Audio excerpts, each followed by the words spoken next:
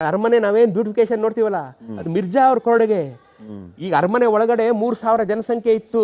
ಅರಮನೆ ಒಳಗಡೆನೆ ಊರು. ಮೈಸೂರು ಅಂದ್ರೆ ಏನು ಅಂದ್ರೆ ಅರಮನೆ ಒಳಗಡೆ ಕೋಟೆ ಒಳಗಡೆ ಇದ್ದಂತ ಊರು ಮೈಸೂರು ಅಷ್ಟೇ. 3000 ಜನ ಮನೆ ಮಠ ಕಟ್ಕೊಂಡಿದ್ರು. ಅದು ನಾಲ್ವಡಿ ಕೃಷ್ಣರಾಜ ಒಡೆಯರ್ ಕಾಲದಲ್ಲೂ ಇತ್ತು.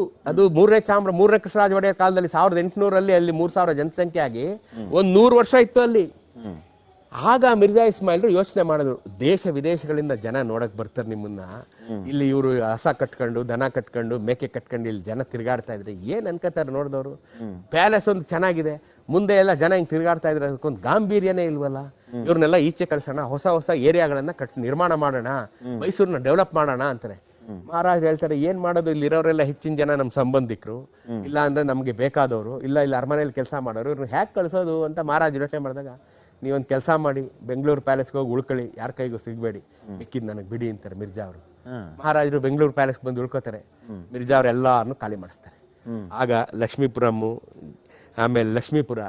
ಆಮೇಲೆ ಅಗ್ರಹಾರಗಳು ಎಲ್ಲವನ್ನ ನಿರ್ಮಾಣ ಮಾಡಿದವರು ಮಿರ್ಜಾ ಇಸ್ಮಾಯಿಲ್ ಸಾಹೇಬ್ರು. ಎಲ್ಲಾರ್ಗು ಸೈಟ್ ಕೊಡ್ತಾರೆ, ಮನೆ ಕಟ್ಸ್ಕೊಡ್ತಾರೆ, ಎಲ್ಲರೂ ಅಲ್ಲಿ ಖಾಲಿ ಮಾಡಿ ಹೋಗಿ ಅಂದ್ಬಿಟ್ಟು ಇದನ್ನೆಲ್ಲ ಪಾರ್ಕ್ ತರ ಮಾಡಿ ಇವತ್ತು ನಾವೇನು ಅರಮನೆ ವೈಭವ ನೋಡ್ತಾ ಇದೀವಿ ಅದನ್ನ ಕಾರಣಕರ್ತರು ಮಿರ್ಜಾ ಇಸ್ಮಾಯಿಲ್ರು.